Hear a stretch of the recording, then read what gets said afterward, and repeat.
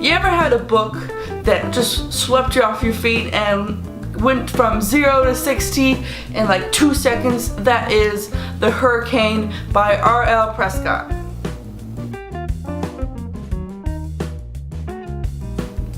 So I have broken this video down into 2 parts, spoiler and non-spoiler, because there's no way to describe this book without having spoilers. So first I'm going to give a spoiler or a non-spoiler review of the book. To give you an idea, I gave it 5 stars. It's about a fighter named Khan, and his name is O'Connor, but everybody calls him Khan, and Emily, who is a waitress student and then becomes a accountant kinda for this fighting group. So if you're very sensitive about abusive relationships, not like, you know, spouses or or boyfriend or anything like that, more like parent-child, this may not be the book for you. It brings up a lot of very sensitive issues. If you want to know what I'm talking about, that'll be in the spoiler section of the review. But if you're very sensitive about that, you may not want to read this book. Overall, it was a very emotional book. It had very happy times and it had very sad times, and this writer is an amazing writer who makes you feel scared for the character after something happens. It's just mind-boggling how this writer wraps you up in the world that she's writing. So this book has been compared to Katie Evans' Real series, but in all honesty, I feel like this series should be compared to Walking Disaster by Jamie McGuire. It just has that feel of it more than Katie Evans' world does.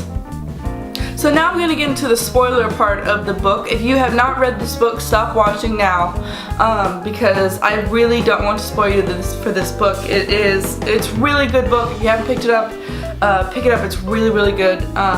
But yeah, I'm going to the spoiler part now, so if you haven't seen this book, or if you haven't read this book, I will see you next time, but if you have read this book, then keep watching. So I've broken this down into the good and the bads of this book. So, he never punched Frank, the abusive father. Oh my gosh, I was waiting for that moment where he just punched Frank so hard. I was just like, okay, it's gonna happen, and it never did. I was so mad by the end of the book that he never punched him. I was just like, no. And she never killed him. Like, whenever she was captive with Frank, she said one line like, I'm gonna stab him in the back, and I was like, yes, you stab him in the back, you can do it, and she never did. Not to be fair, she didn't really have an opportunity, but I feel like the writer should have made an opportunity just to, Okay, the big part that, y'all know I don't like rape scenes, and she didn't just sugarcoat it and just like, this happened and then this happened. Like in a lot of books, she wrote about it, and I mean it was very, very short, so I was just like, okay, but I was already emotionally invested, so I had to finish it. But it was one of those like, oh gosh, I'm reading about one of these scenes, and I was not a big fan of that. But to be fair, it was not just like put in there just for shock value or whatever. It makes sense, but I did not like reading about that, but I was invested, so I had to finish it.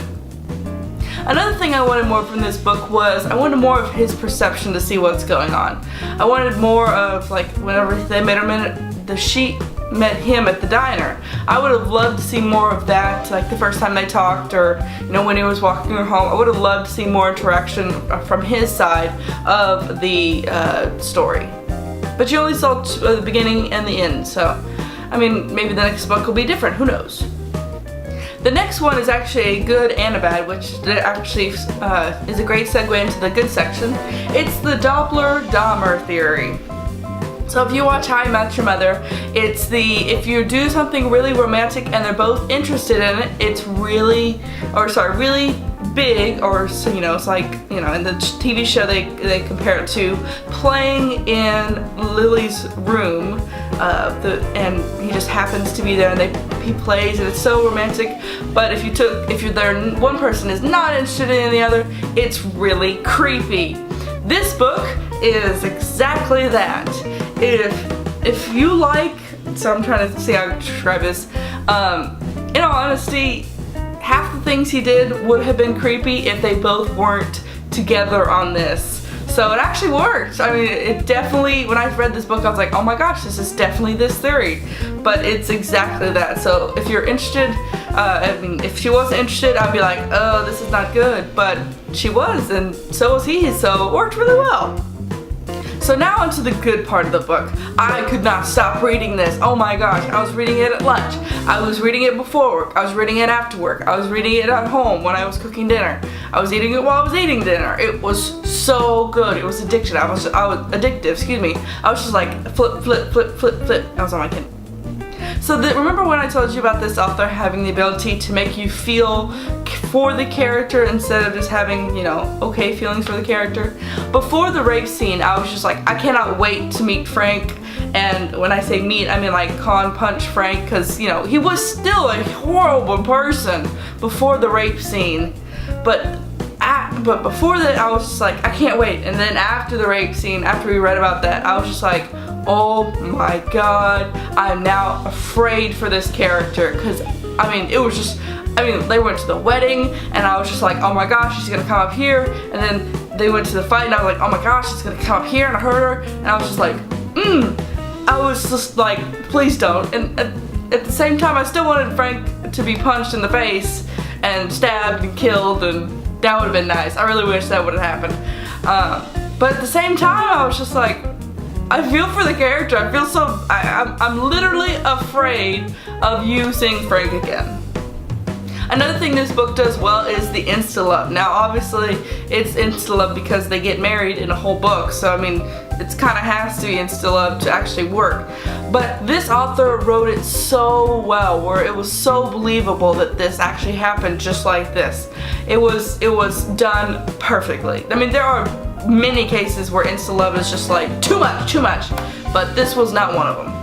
And I think the best scene of the whole story was whenever he got the tattoo on his chest of the saying that she wrote in like pen or Sharpie or whatever it was. And I was just like, that's so romantic and cute. I was just amazed. That was just adorable. So that's all I have for this book review. Tell me your thoughts on this book if you've read it. Oh, obviously hopefully if you watched the whole thing, you've read the book, because I didn't want to spoil it for anybody. But it's an amazing book, and if you watched the video, even though you said you haven't read it, you know, definitely read it. It has ups, it has downs. It's the best book I've read probably since Confess, I think. And I read that in January, I think, pretty sure.